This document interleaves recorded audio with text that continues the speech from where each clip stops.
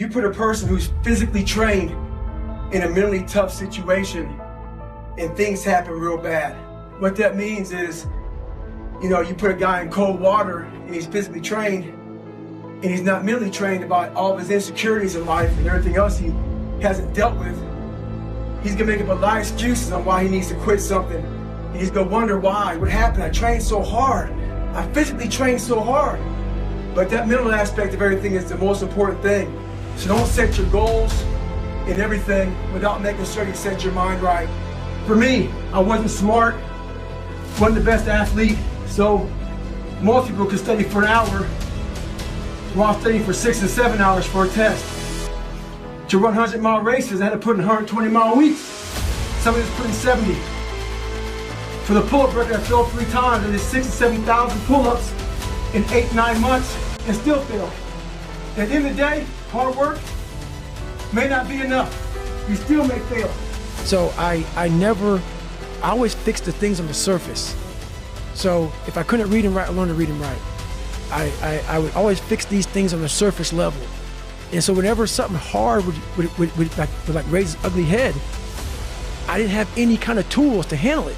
Like, man, I thought I fixed this already, man. But no, I didn't go deep into the dungeon of my soul to say, okay, what is making you a quitter? What is making you a weak man? What is making you afraid? That's why I kept on quitting and going back to start, or not knowing how to get through hard times. And that's why I always tell people, I'm not a theorist. I didn't study, I didn't study a fucking book. I literally put myself in a fire repeatedly like a sword. You put a sword in a fire repeatedly and repeatedly. If you keep on doing that, you're gonna get a nice sword. And a lot of people say, are you happy? Because I'm so driven that it almost makes people who are weaker in the mind think, my God, you must not be happy. That's a weaker person's way of saying, you've overachieved, David Goggins, and you're making me feel like shit. Yeah. So if I'm making you feel like shit, I'm doing my job. Because when I was a weak person, these are some of the things I would ask a very driven person, because I didn't understand what the fuck they were doing. Because they were so driven that my mind was so weak that I was like, they must not be happy. Yeah. I would find a way to put a title like they're crazy, or they're not fulfilled, or they're empty, because I didn't have what they had. The mind's a medieval motherfucker. It's constantly fighting against you. It's the only thing in the history of the fucking world that shows up on time every time. It has a tactical advantage over you.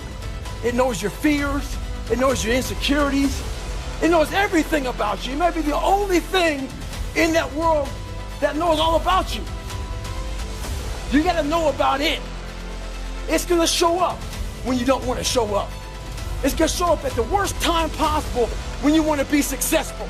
It's gonna say, take the easy road. Take the easy way out. You gotta learn your brain like your brain has learned you. You gotta have the mentality to show up every fucking day of your life. No matter what life throws at you. It's our responsibility to show up to the Coliseum of life, prepared for fucking battle. I don't care what you're going through, what life's throwing at you. It's your responsibility to find your new 100%. Take it upon yourself to do that. Rocky 1 was on round 14, and I'm sitting there watching this guy who I wasn't familiar with, obviously, get knocked down. And everybody was telling him, his corner man was saying stay down, all this stuff. And I saw the champion, who was Apollo Creed, turn around with his hands in the air like he had beaten this guy. And I saw this guy getting up, and the music and everything was just perfect. It was like the perfect storm for me. The music was very inspiring.